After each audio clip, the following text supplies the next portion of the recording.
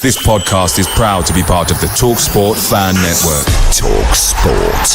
Powered by fans.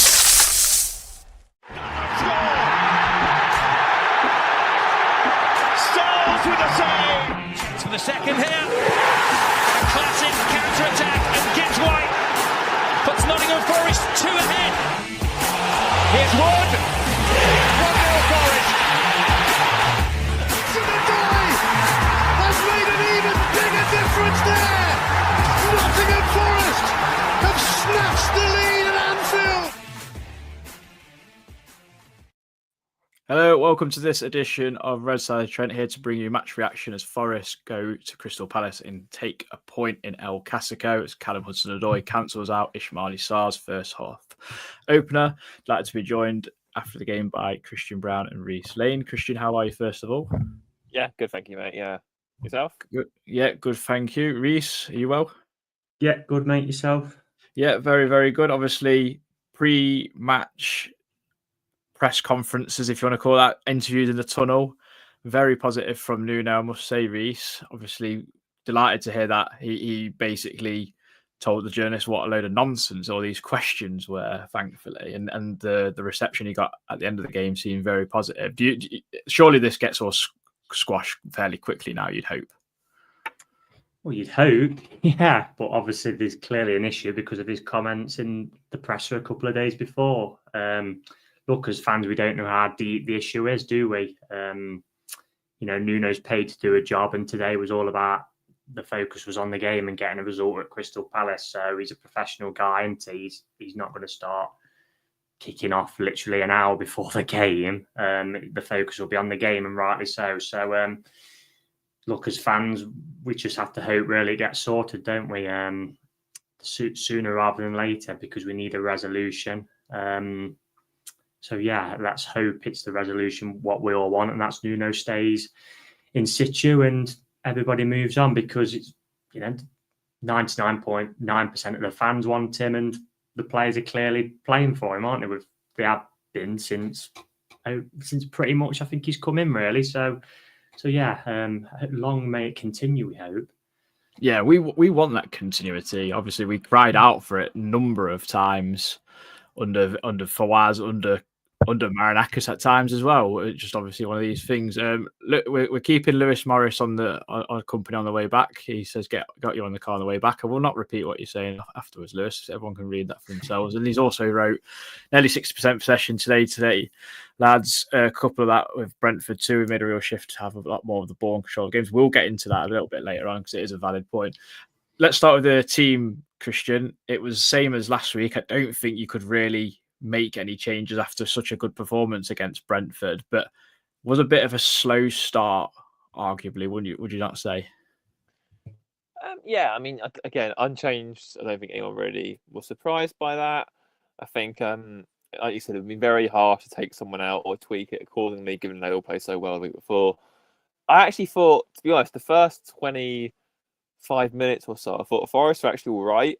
It was quite an even game, but I felt like it was one that we were sort of eking out on top of. Obviously, Wood had that chance.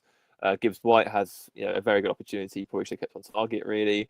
It looked like we were sort of causing some issues, but then, yeah, it was just really strange, weren't it? It's sort of around that sort of 25-minute mark. Warson and our favourite ex-Derby central midfielder both just grabbed the game in a chokehold, and we didn't really know what to do until half-time. But yeah, no, I was. Yeah, it was all right. There wasn't anything to be majorly worried by that first 20-25 minutes or so. I still thought Forest looked all right on the ball. Obviously, it wasn't as good as last week, but that was a very high bar to set. That was borderline perfection last week, that first 45 minutes against Brentford. So to replicate that would have been extremely difficult. But yeah, it was. Yeah, it was just. It's very strange how it sort of happened. That's because I actually thought. You asked me at 25-minute mark and a half. I said, okay, Forest could probably look to get something out of this, be on top. But for what happened to have happened was very surprising. Yeah, definitely. I mean, I just wasn't sure what our game plan was a little bit, Reece. I don't know if we got confused with Palace's formation or what, but they seem to get time and space, as Christian alluded to, with Wharton and Hughes. Hughes especially got on the ball quite a lot, and we just seemed to not. The press wasn't really there. I don't know what was happening with certain players. Ola Aina especially just looked so nonchalant majority of the game. It was a very scrappy opening, but like one where I thought where if we got hold of it, we'd score, but we just didn't really look like we were threatening like we did last week. I don't know if that was just what was happening with the atmosphere and everything going off behind closed doors or what. No, I agree totally with Christian. I thought, like he said, we had that half chance with Ward. The Gibbs White chance, he's got to do a lot better there. He should be hitting that into the ground. The bounces on the ball and the powers on the ball, just smack it into the ground and make Henderson at least make a save.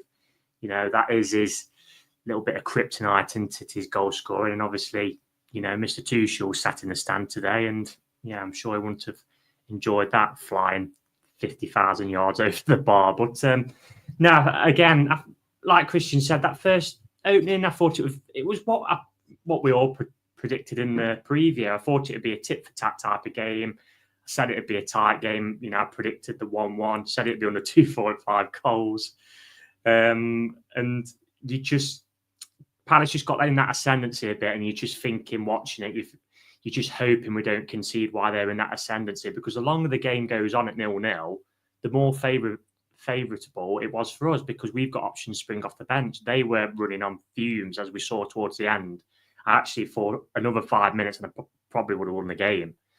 They're in that ascendancy, and then obviously unfortunately, when they're in that ascendancy, they score the goal. But you couldn't say with the little spell they had that it wasn't coming really, that they wouldn't get at least a chance, because we had the Mateta made a decent save ourselves, didn't he, not long before that. So yeah, it's just a shame why they was in that ascendancy, that little period they had in the first half. They obviously scored from it. Yeah, let's talk about the goal, Christian, because it's divided opinion in our WhatsApp group of what Morgan Gibbs-White did. First of all, on the edge of the box, trying to turn away from, I don't know if it was Wharton or Hughes. I can't remember. Was it Hughes? It was Hughes, yeah. And then obviously Palace recycled the ball, and it's a good ball in from Daniel Munoz into a really good area, and Ismali Sarr ran onto it and just put it in the bottom corner. I mean, for my opinion, part of me thinks, should Gibbs-White hook it? Potentially. But sometimes I think if he tries that and gets away from a couple of players and we get on the counter-attack, everyone's applauding him. So he can't, it's a lose-lose, almost like a win-lose situation there. But it's, I suppose, trying to find the right time and right place to do it. But what did you make of the goal, in your opinion? Yeah, I mean, look, we all know Gibbs-White's high risk, high rewards. We all know that. It's one of the things we all admire about him. It's come off so many times for Forest previously, and so it's to do it in your own box is a bit close to the bone, I suppose you could say. It was a bit silly. They can't really dispute that, but I think the thing that gets me the most is that you can argue that yes, the defence shouldn't have been in that situation because we gave the ball away really cheaply and stupidly, let it be known. But I've got a big issue with Aina for that goal. He's just looking at Sarsha, he doesn't even move towards him, just lets him have a clean shot at goal. It's like, you can't be doing it at any level. I guess you can say he's sort of in a rock and a hard place because, the way the defence sort of shuffles over, he's sort of in between two players. But as soon as it becomes apparent the ball's going that way, you have to be close to him. You have to be tighter. You have to be putting under some sort of pressure. So it was just easy. He just literally just walked onto it. And that's just atrocious defending. It's something that was very uncharacteristic of Forest, on the Nuno especially. But ultimately, yeah, Aina is in that situation if Gibbs-White doesn't mess around with it. So yeah, it's very frustrating because ultimately 2 errors have led to us going in behind. And as we know in this league, you make the slightest mistake, teams will take a mile. So yeah. Do you feel the same way, Reece? Yeah, you can't be doing that on the edge of your own box, mate. That's just suicidal. I'm sorry. Because Will Hughes is like I said in the preview, Will Hughes is an experienced operator at this level and a pretty good one as well. I know I hate him because he's ex-Derby. I do, because of the odd time he scored passes and that. But he's an experienced operator at this level, and he knew Gibbs-White was going to do it because he got in tight, and then as Gibbs-White did it, he just backed a yard, and then it allowed him to play the ball. He plays it to Adam Wharton. He pings it wide. It was Munoz once he crossed it. We know how good a wing back he is. And again, like Christian said, Sarr just floats in unmarked, and he just, like Christian again said, he walks onto it, doesn't he? And Sells is coming across. from the near post to the far post, and he just puts it back in that near post area. It's a bit too simple. And like Christian said, you get punished at this level when you allow people time in the box like that. So it was disappointing. You have to go back, I think, personally, to the root cause and say, we all love when Gibbs White flicks come off, but on the edge of your own box, you can't be doing that. But also the defending's got to be better because you can't leave players unmarked like we did. Yeah, I mean, you saw his reaction actually because he had his head in his hands, and I think he knew he could have just hooked it on. It's funny because on one hand, I don't want him to stop with that creativity. It is just finding that time and place, and that's it. If I think if he had got the space to go and do it and then lost the ball, at least you've got time to rectify it. Because he lost it instantly on the edge of the box, they've already got the pressure on. It's just it's already gone too much. And I mean, we'll talk about Gibbs White as an individual performance a little bit later on. But second half came Reece, and I thought we came out the blocks fairly well. I thought we got to get on. We got on top. Possession was very, very good. The passing was a little bit better. I mean, but then we was wondering will we make a change? But 57 minutes, I think it was, and Dan Odoi's, brilliant piece of skill to get over Adam Wharton, and what a ball! Double Doi on the combination for the goal as well. I love that. Yeah, well, we did make a change because they swapped wings, didn't they? Because Odoi struggled massively first half, I thought. But he is a left-sided winger, mate. He played for Bologna on that side. They had Orsolini with the left foot on the other side. I know, we've come a bit bogged down as a fan base, I think, with players can play in other positions. They can. But we've all played football, and there'll be people in the comments who played football. You all can play in other positions, but you've got one position what you prefer above the rest, and you're more comfortable. And you could tell straight away his movement is on the ball. He just looks so more comfortable on that left side. And I know he scored the header off the right side last week, but it just looks far more comfortable on that left side. And the pass, you've had two passes, haven't you, last week and this week? You're like, Jesus. They're assists of the season contenders, aren't they, already? It gets Hudson-Odoi through.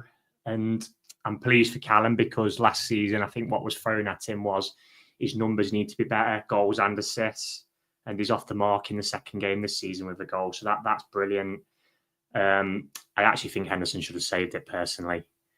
If that was Sells, I'd be a little bit disappointed because it is near post and it's gone through him, hasn't it, really? But who cares from our perspective?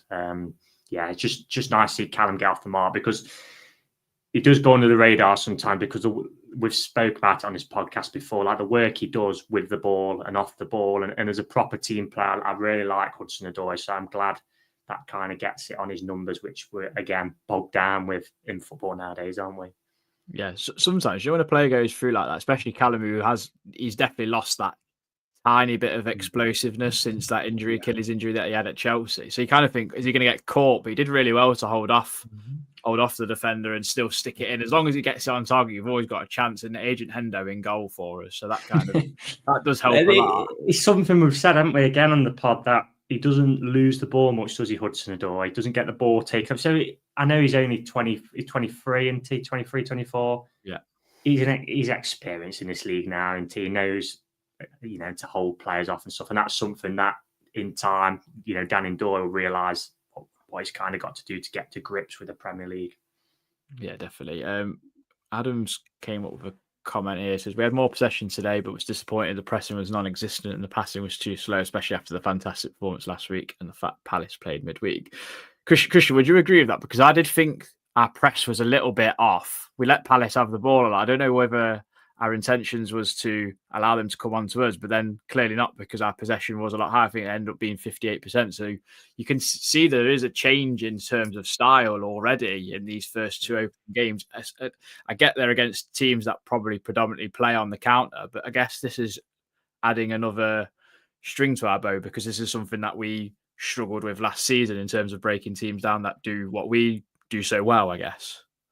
It's interesting because, what we saw from Palace, obviously, Reece especially was very sort of taken aback by the fact it was only 1-0 in midweek. As Frederick said, just banged everyone behind the ball. They didn't even try. And I think without Eze in the team, Palace clearly aren't as creative. And to be fair, the goal comes from, it's a fast break from Forest. We hit them on the counter. So you could argue it kind of worked to an extent. But then I suppose you could also say the last 20 minutes, especially or so, where Forest started making changes when we were well on top. Could we've done that a bit earlier? It's difficult. It's easy to say after the fact, I guess, isn't it? But yeah, it was sort of like you have the ball, now we'll have the ball, and you sort of like shift into your sort of defensive zones, and we'll sort of go from there. So I guess there are still going to be some sort of teething issues, I suppose, where we're still trying to adapt to this new style of play. And against, you have to remember as well, Palace aren't a bad side. This is they're unbeaten in 13, 14 games now. That includes the FA Cup final, that includes the Community Shield final, that includes Chelsea away last week. They're not a bad team. So yeah, you can say about how they've not got a lot left in the bank in terms of fitness issues, and they've not got a lot in terms of player personnel. They're about Eze, etc., etc., etc.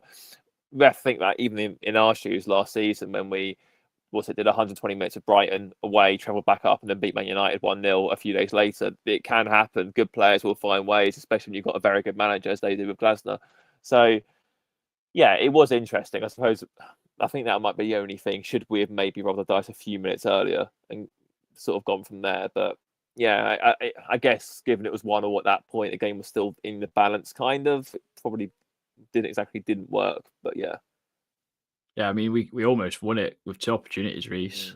Firstly, Igor Jesus breaking the line, coming on the field. I mean, unbelievable pass from Murillo. And he almost. Oh, I thought he was going to square it. Then I thought he'd lost the opportunity, and then he's bang one and hit the post. I mean, if that had gone in, that would have been a great introduction to himself in the Premier League. I know he came on last week, but what a way that would have been to announce yourself on the big stage.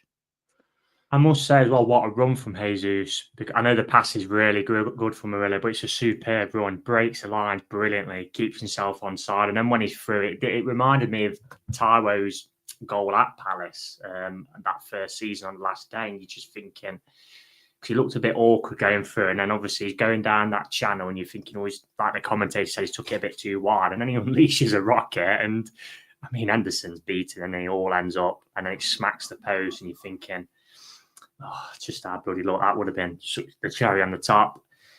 Could he have squared it? Possibly. There was a couple of seconds, but I don't mind that from a striker, especially with the way he hit it. I just think he's been vastly unlucky there. I think if he'd have fluffed it, we'd have probably said, oh, you might should have squared it. But as a striker, when he's made that run and to have the confidence in yourself to go through and hit it the way he did, yeah, that's just really unfortunate. He couldn't have hit it much better, could he? Let's be honest. No.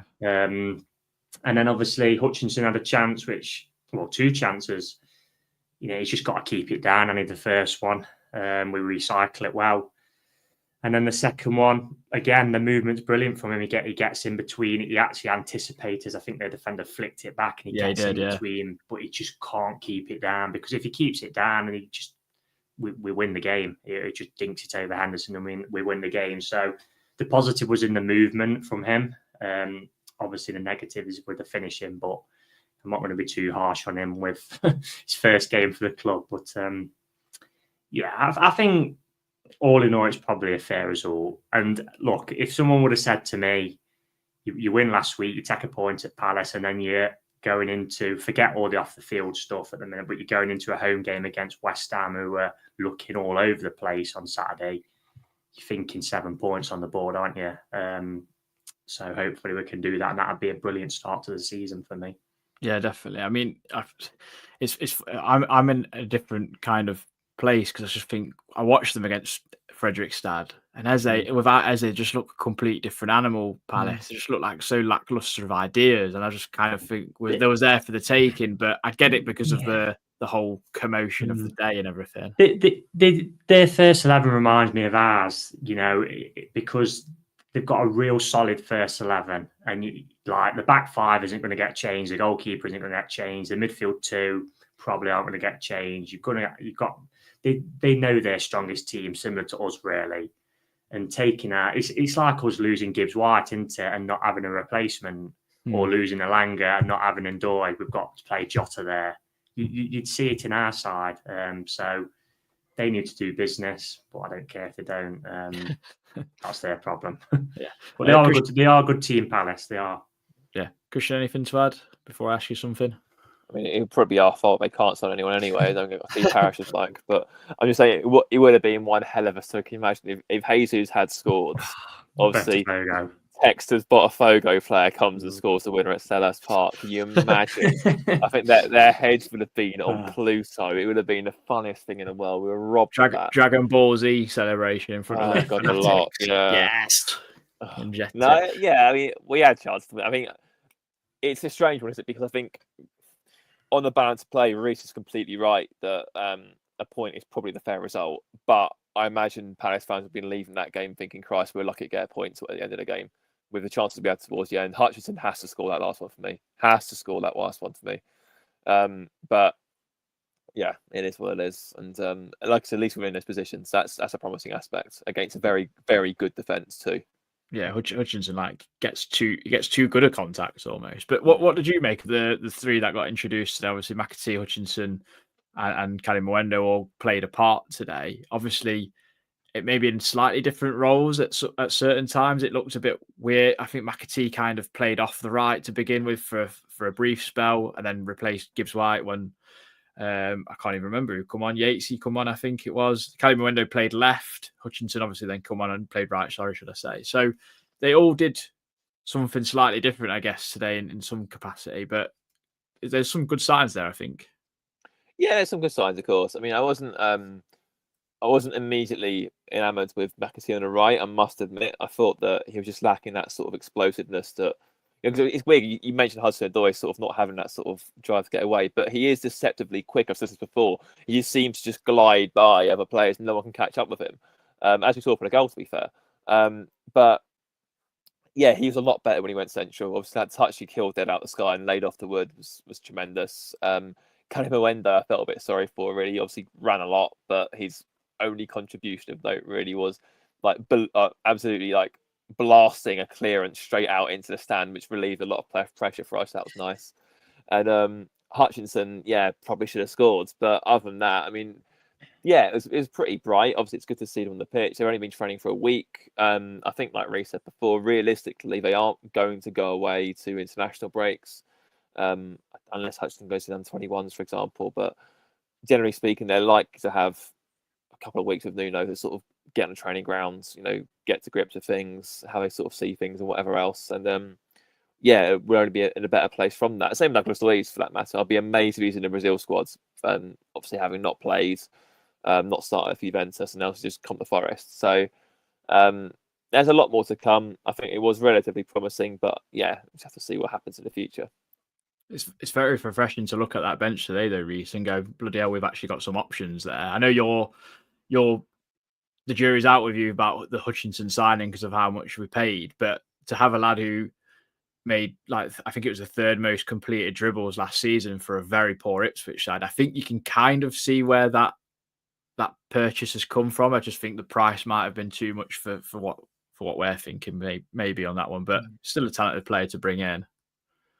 Yeah, I understand. Of course, I understand the profile. He's young, he's English, so you're going to pay tax on him. Look, if he's a really good player for us and someone else wants to buy him, then they'll be paying tax on him as well. So I get that. And obviously, with the potential as well.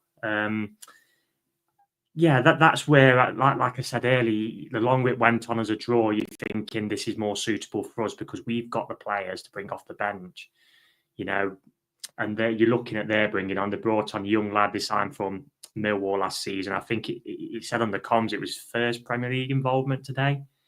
So he's pretty much a rookie from the Championship. They brought on Edouard, who last season didn't want and was farmed out on loan to Leicester. Jefferson Lerma is a like-for-like central defensive midfield swap, isn't he, really? So he's not going to come on and change the game, as you'd think. So that was where I was kind of thinking, later on, this could work into his favour, and it nearly did because of the chances we created. But yeah, look, the squad's looking good. We still know we need a few players, the wing backs, because like we said today, Aina probably had a pretty poor game, which is unlike him, but you need somebody on that bench or in that squad who's going to just remind these players that they might odd times need to kick up the backside because there's somebody behind them who's wanting to play. So, it looks like the lad from Sevilla isn't coming.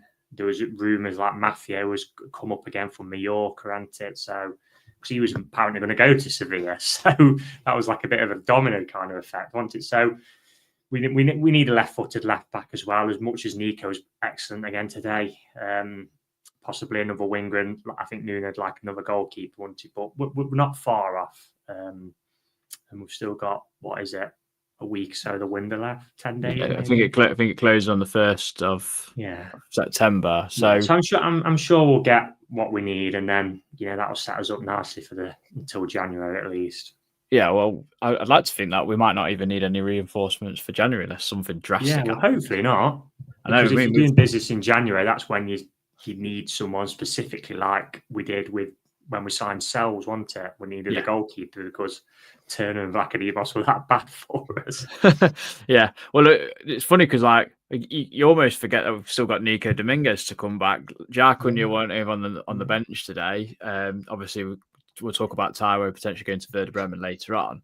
So there's a lot to happen. And as me and Christian always say when we spoke about Marinakis, he loves deadline day. So, like we always say it, he loves deadline day. He's like Jim White with a yellow tie. There's going to be someone come out of the blue, isn't there? You just know it. It was Morata won it last year. I know it was only an under-23s player, but Romano made out with Ndala that he was going to, last minute gift for Nuno, which was a load of nonsense, bearing in mind he'd been only playing in the second tier Dutch football. But yeah.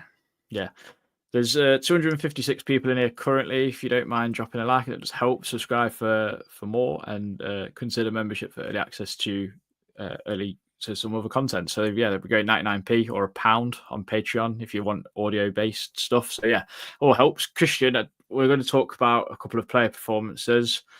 Gibbs White was a big one. I mean, Adam Alexander, again, one of our members. Gibbs White was atrocious. Today's worst game for a long, long time. And I know you and a couple of other guys in the chat were at it a little bit. Friendly, about his performance. What did you make of it, first of all?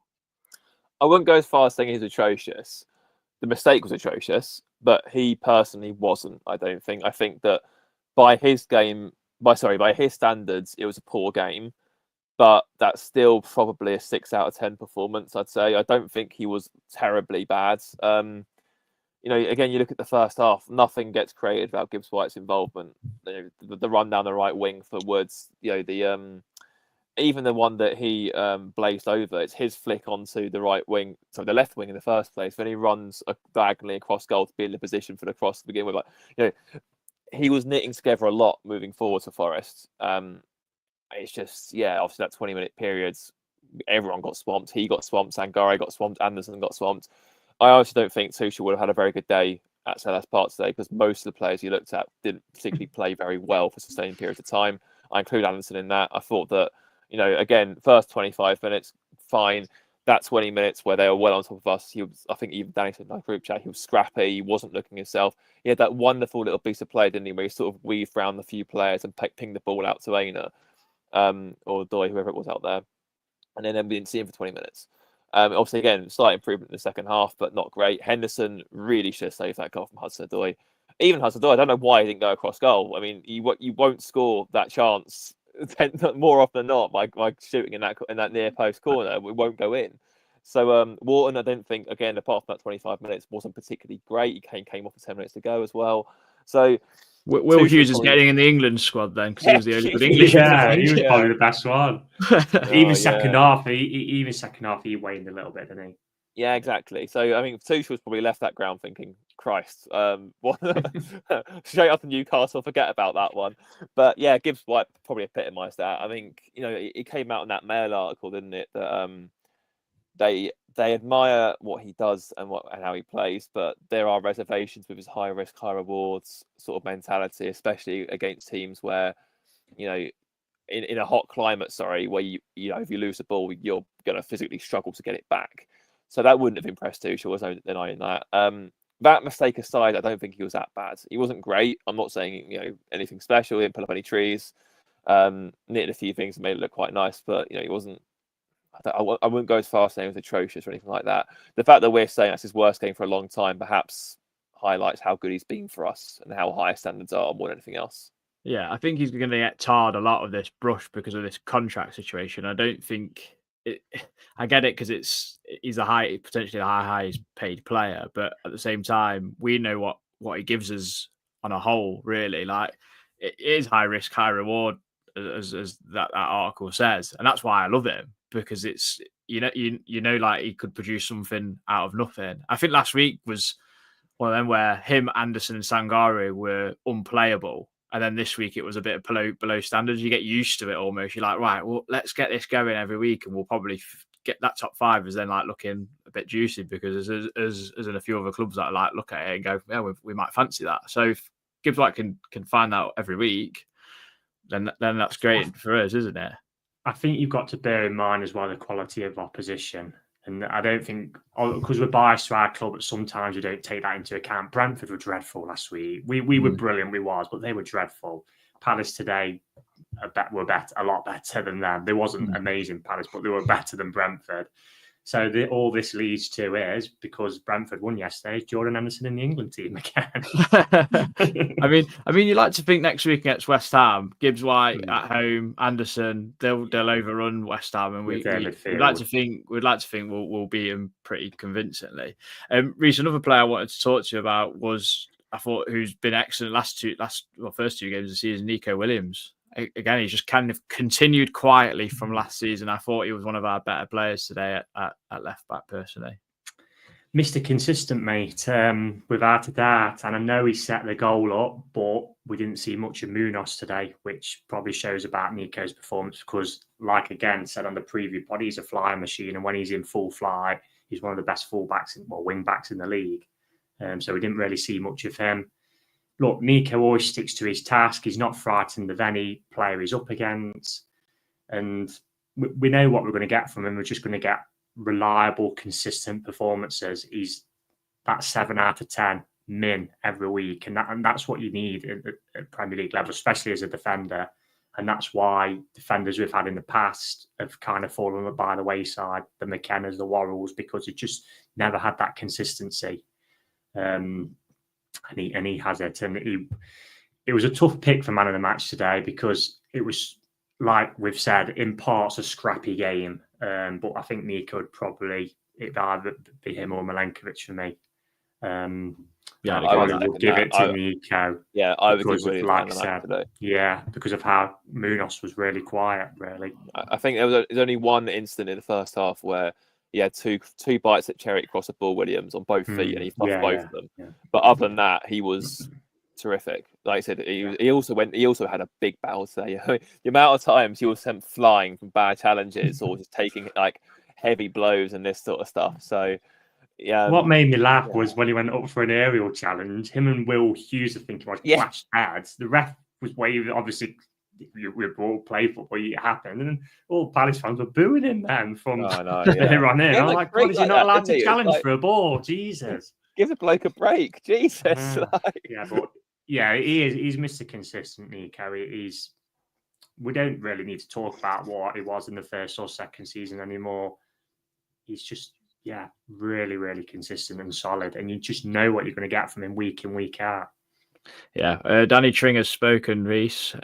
He says Edu doesn't like the story after Nuno's fuming. Well, I'm on Nuno's side even more then. Let's get rid of them. Yeah, don't blame him. But no, I don't think there's that many more for player performances to really go through. I did want to ask you both, Christian, I'll start with yourself. The banner that has now made its round on Twitter of Marinakis holding a gun to Morgan Gibbs-White's head, with then a quote from Morgan Gibbs-White saying, like, I don't think Mr. Marinakis is match fixing, bribing, blah, blah, blah. I mean, there's banter, and then there's throwing stuff out there, isn't there? Especially for a club that really promote against knife crime, like 1 week.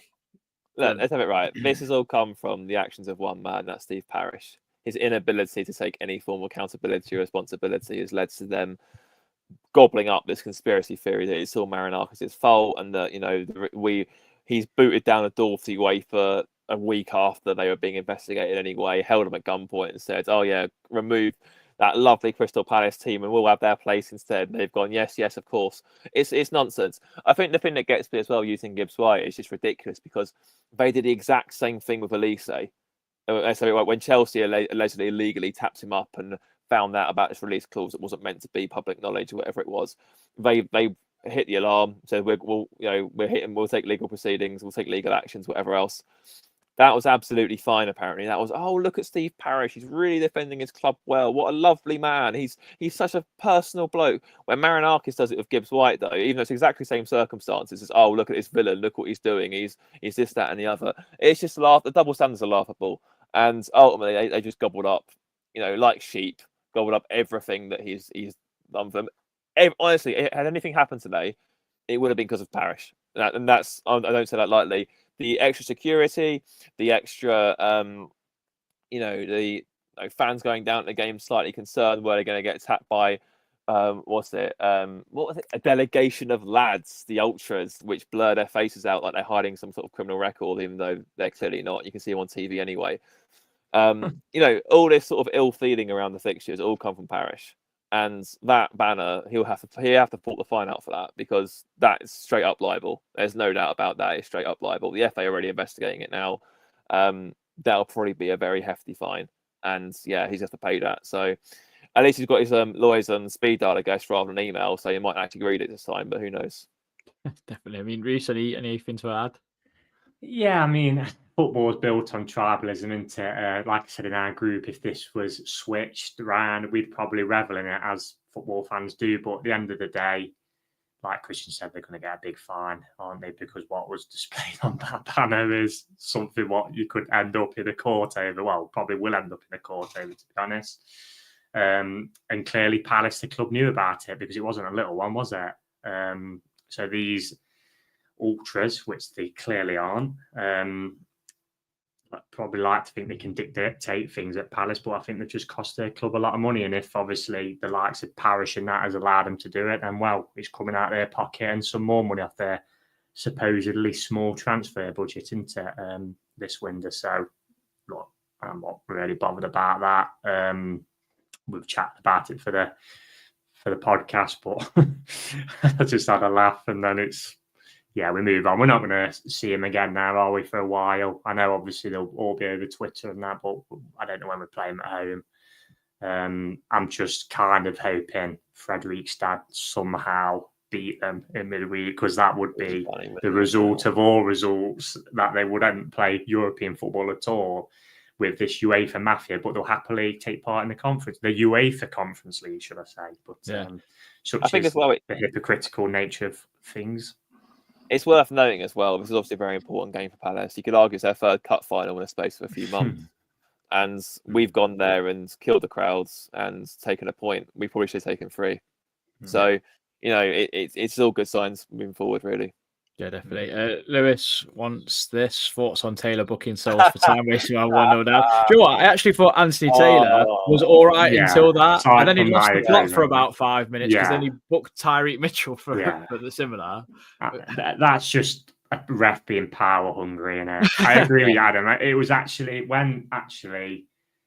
with that incident did it really today. Which was good, because of, like we said, the game was quite a scrappy one. I actually thought he probably gave us more of the decisions today. There was a lot of times there, crowd were moaning about fouls and they didn't get. But yeah, that spell was strange, wasn't it? And he was just like handing cards out like confetti, and he's like, it's like he just realised, hang on, the game isn't. We played 55 minutes. I've not actually done anything. I'll make it all about myself, like I always do. He's an absolute. No one's chanted any obscenities at me. I bet the Roy Keane thing. Like, I'll just make it all about me to make me feel better. Like, one thing I did think he was going to do right actually was when Sarr got potential. Well, I think he dived, and I don't think Anthony Taylor was going to give the penalty anyway, and it obviously turned out to be offside. But I actually think he was never going to give that, and I thought he would have got that right and spot on. So, do you know what? I actually thought he was going to give it and saw the offside flag. Yeah, I think he sort of looked at the flag first, didn't he? Yeah, that's made the decision for me. I actually thought he was going to give it. Right. That was a proper heart and mouth moment. That was not. Yeah, it was. Murillo was, this is what I mean about standards. The standards we hold for like Gibbs White are right up here. Same with Murillo. It's like today, Murillo, most of the things he did were typical Murillo, but then there was a couple of times when he was a little bit erratic, that moment being one. I know even we might say, yes, Sarr's died, but he's got goal side, and then he's come across the back of him. But thankfully, the flag was. His passing wasn't great. It wasn't great today, Murillo. But just a few bits and bobs to go through. Obviously, Tyro looks like he could be going Werder Bremen, Reese. That'd be a good move for him, I think. I'm wondering if I don't know what the details are, if it's like loan with an option or what, but I think going back to the Bundesliga was always on the cards, as we always said. But maybe we thought we'd be a bit more romantic and he'd go back to Union, but maybe not. They might still come in, I don't know what. It obviously depends on budget, doesn't it? Once players come to the Premier League on a lot more higher wages, but I think a loan move, and if someone was to cover his wages for the season and that, especially in the Bundesliga where he's familiar with, I think that'd be a good move for all parties. Didn't even make the bench today. He's fourth choice. And I know, again, fans say, well, we need depth options. It's like players aren't going to be happy being fourth choice striker when they play one up front. They don't want to play 10 minutes against Paphos or whatever other team in Europa League could be. You know what I mean? So, I think that'd suit all parties, mate, personally. Yeah, definitely. Christian, looks like then Jota could go, and then we're still obviously looking in the market for one or if not two fullbacks, goalkeeper, potentially a winger. I know our favourite Twitter friend Tupper, he's been banging on the backward drum for God knows how long. I hope he's there with the signing on to like fee or whatever, like with holding of the shirt with him, because he deserves it, to be honest. Adama was an unused sub as well today. Interesting. Yeah, that could be smooth. Yeah, so it's going to be an interesting last week of the window, would you say? Oh God, it always is for Forest. There's no, you can never, we'll all be sort of expecting like, I don't know, just two normal backups, and Marinakis will find a way of getting Philip Lahm regenerated from 2017 or something and spending 90 million on it. I don't know. Like it's going to be quite obviously. There's still a fair bit to do. I mean, really, you're looking at 4 signings, and that's before any outgoings as well. That's quite a lot of work to do in a week. But I'm intrigued. I mean, I'll sort of throw this question out to you, actually. Obviously, we saw today Doi very clearly more at home on the left. Obviously, Reece alluded to that earlier, with Orsolini being on the right, etc., etc. Do you think we'll go all out for another right winger, assuming we don't see Hutchinson as a starter, and then have Hudson on the left, and then Hutchinson and another on the right, be it Traore or Bakwa or whatever else? Is that what you sort of see us doing, or do you sort of think that we'll sort of, I don't know? It'd give you ultimate depth, though, wouldn't it? Like two wingers on each side, but they can all play on both. Like Hutchinson played plenty on the left. I mean, not plenty, but he's played on the left for England under 21s. He did in that tournament a lot. I know he played actually quite a lot for Ipswich in the middle. So they can obviously all interchange. James McAtee's described as a Bernardo Silva-esque sort of player. So do we become more asymmetric, if you want to call it that? There's a lot of options. Personally, I think you need depth and you need options. Why the hell not? Do you know what? Like, I just kind of think, why on earth not? Because the two we had last season to back up Alanga and Hudson-Odoi, they weren't up to standard, unfortunately. As much as I'd love to have given Ramon Sosa more time, but they just weren't. So we need them. And like we've said, fifth is so up for grabs. Like Newcastle have got a striker who's on strike. Man United still ended up drawing, could have lost the game today, so don't look like the perfect package to go after it. Villa have had a shaky start today. I think like Tottenham are the only ones who actually look like a decent team since they've changed manager and bought players in, and that's saying something. It's almost like sacking Ange Postecoglou, who has infinite rewards for your football club. I wonder why. So I'm all for bringing another winger, whether that's Adama, whether that's Bakwa. I haven't got a clue. It's not my money. I'm not fussed what the club have obviously got a plan. I think our net spend is something very, very low still. I think it's like 20. I think obviously getting Louise on loan helps as well. I mean, that's only I'll say only. I think it was 3 million. Yeah. So as a loan fee, so there's still in theory quite a bit of money there to spend in terms of getting, if you want to say a marquee winger, let's say. I think our net spends between 20 and 30 million at the minute. So it's not like we've got unbelievable, isn't it? Crazy, yeah. So I mean, you also obviously going back to your original question about Jota, I completely agree with you. He was not up to standard. I made that very vocal, several times. Like Reece said before, you knew in the first 20 seconds what kind of performance you were getting. Were you getting someone that's going to help the team and run his arse off and really give everything, or were you going to get someone who would give away stupid fouls in stupid areas and throw himself to the floor, start whinging and crying, or he didn't get his own way, and then you're playing with 10 men? So you can't carry someone like that in the Premier League. I'm sorry, you just can't. I know people sort of say like, always work for this, that, and the other. He was like the second coming of Jamie Mackey, just Portuguese, and he wasn't good enough either. Nor was Jota. So I think he's talking going to Sporting, isn't it? That'd be a hell of a move for him. Go to Sport, Champions League, won a big, title race every season. Good luck to the guy. Like, fair enough. Thanks for Newcastle at home and a few other goals, but good luck to him. He isn't up to standard for what the Forest want, I'm afraid. So we need better. Whether that's we get a starting winger like Bakwa, assuming that is what his plan is, or whether we get a player trust like Traore to maybe replace Elanga a bit better, a more experienced pair of hands. Let's say, for example, Hutchinson needs a bit of bedding into the system. Traore's going to know it because he's worked with before. Traore's also played 100+ games in the Premier League, so he's going to know exactly what he's going into, and you can still use his pace the same way you used Elanga's last season.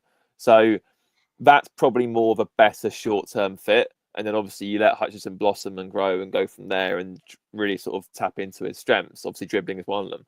So I could see that, mate. That maybe makes a bit more sense, especially for the bank balance. But to be honest, I think the key one is fullbacks for me. We really need to see fullbacks because like Lee said before, I know he's only sort of tongue-in-cheek joking. Williams and Ina can just toss off training, have crap games, and there's no one taking their place because we aren't going to play Morata at left back and we aren't going to play Cunha at right back. Yeah. So they need competition for their shirts. Not saying that necessarily has taken. Obviously, Williams, as Reece alluded to earlier, 7 out of 10 every week. Again today, it's going to be very, very hard to shift. It's a tough task for anyone. The way Ina played today, if I was a right back looking at the club, I'm thinking, right, this week at training, I'm having that shirt next week. The way he played today. Yeah, I mean, even like Callum Hudson-Odoi come on left wing and he scored 17 goals from being a central striker. Whether that means like him and like if Igor or Jesus are on the pitch at the same time, they interchange and swap, because I know Igor likes to hang out left sometimes. So there's a lot of options. Nuno can't really complain about depth, and maybe we'll see better from Hudson-Odoi. Maybe Doi will start to get his act together, because the physicality is obviously a clear weakness for him, isn't it, Reece? So there's promise, because I mean I think Doi is the first player to get goal and assist in his first 2 games since Mickey Thomas or Jeff Thomas, I think it is. Thomas, since like 1997. So that's ridiculous. Back in the blue kit at Arsenal away. And I mean, and you would say that Doi's not been that great in the first 2 games, and he's still contributed. So if he's not that great and he's contributing already, there's definitely a player for more to come. He just needs to adapt to that physical nature. Yeah, it's going to take time for any signing. And everyone thought Reinders last weekend for City was a second coming of whatever. Yesterday he was poor. That's the Premier League. You're playing against good players most 9 out of 10 weeks. So yeah, it'll take time. But the positive is for Doi is he got a goal on his debut, assist today, and when he did get moved out to that left side, he looked more comfortable. And also you're thinking, well, is Hudson-Odoi going to be happy he's on the right? Well, he scored a goal from the right, so you'd like to think everyone's happy. It will take time. The other winger is interesting because you've spent a lot of money on Hutchinson. Are we going to spend a similar amount on Bakwa? Well, he said we're still at the table, aren't we? So we must be thinking about it. I think the sensible logic would have been before we signed Hutchinson was we'd sign one of Bakwa or Hutchinson, and then Adama would be the backup. So we'll have to see. It'll be an interesting end to the window, as it always is with Mr. Marinakis. Yes, let's address him by his proper title. If there's nothing more to finish off with, guys, we'll end the pod there. Anything to add, Christian? Nothing from me, no. I mean, obviously, if you said it's been 4 points from 2 games, we're pretty happy with that. So it's quite nice. We're currently 4th in the league before Liverpool play Newcastle tomorrow. So, should be a crack of that one. Yeah, absolutely. Anything more from you, Reece? No, mate, apart from I know you've not put your little like and subscribe button up, which I like to see. I'll do it now for you. It always takes over my face for some weird reason. It's just like, I don't know. Get it on. There we go. But just obviously, if you are looking to help out the pod with a membership, like Adam said, with it being a pan, etc. But we have got a special guest coming up this week, which has already been recorded. So hopefully you enjoy that one. Yeah, and everyone on Facebook is absolutely smashing it. We've got loads of views on stuff. Yeah. So, no, it's been all great on all social media and great to interact with everyone. So, no, until next time, we'll probably do another reactionary sort of pod tomorrow. Probably bring some more then preview to West Ham and obviously our special pod. So, if you are a member and want to consider, it will come out Tuesday the for Europa members. League draw Friday. What we've all been waiting for. Yeah, which is not like the old school style, because now it's is this league format. It just gets drawn into the league and you get who you get. So, like, yeah, it'll probably be a bit anticlimactic in that sense. But look forward to seeing where we're going in Europe and who we're going to get at home. So, but yeah, do consider membership. We'll see you tomorrow, hopefully. Until then, where were we in the league, Christian? Fourth, yeah. Yeah, unbelievable, Jeff. Unbelievable. But come on, you Reds.